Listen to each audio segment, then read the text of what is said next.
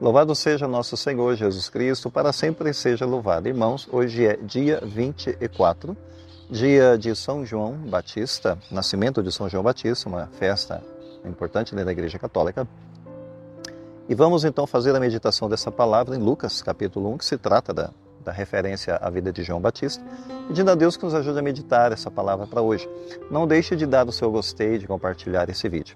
Vamos então agora iniciar. Proclamação do Evangelho de nosso Senhor Jesus Cristo, segundo Lucas, glória a vós, Senhor.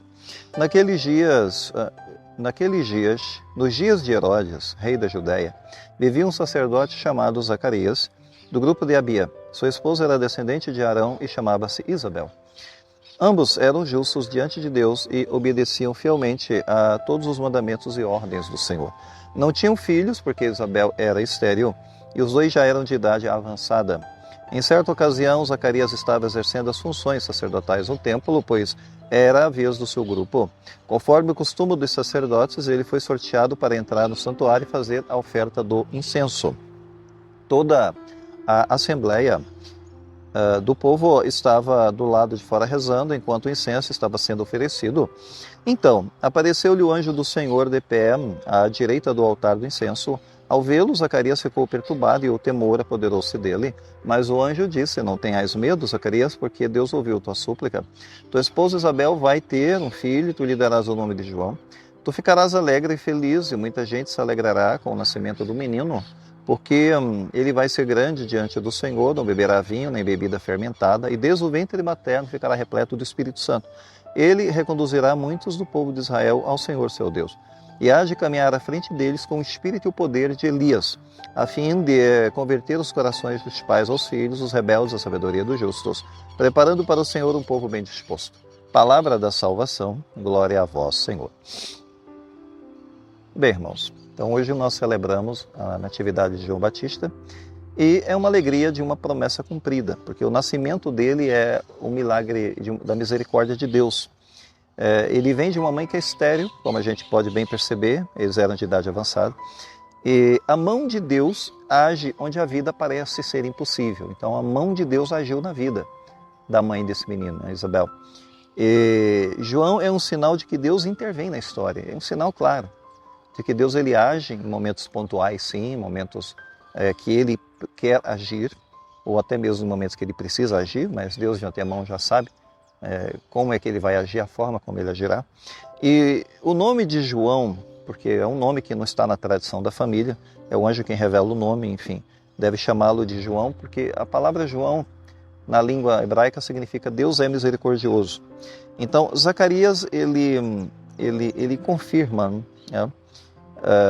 A sua mudez termina a obedecer o anjo.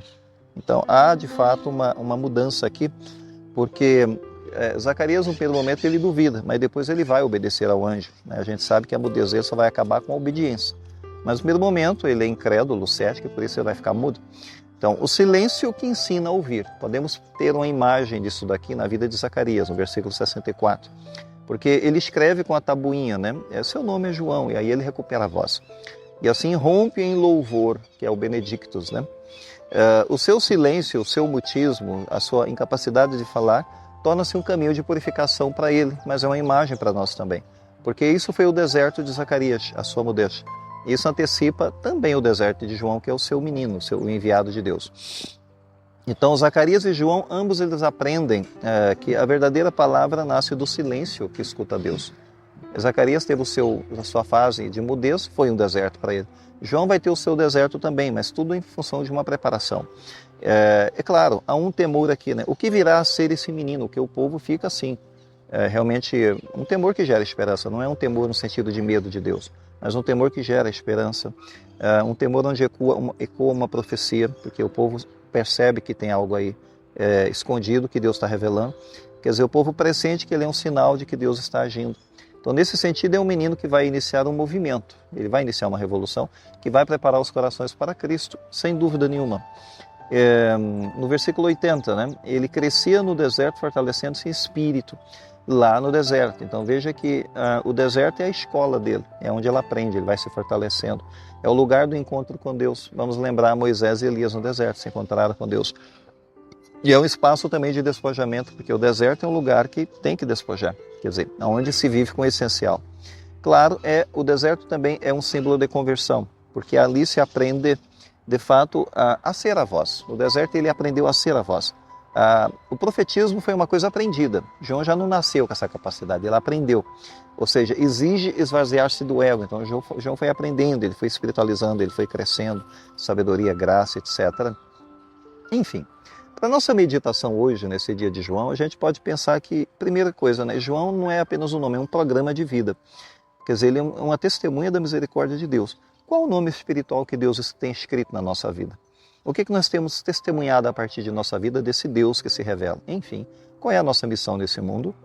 E depois, claro, o deserto é necessário, porque é ali que João foi formado. O deserto é necessário porque preparou João. Ali, dentro do deserto, nasceu o pregador. Ele não estava pronto, ele foi se preparando.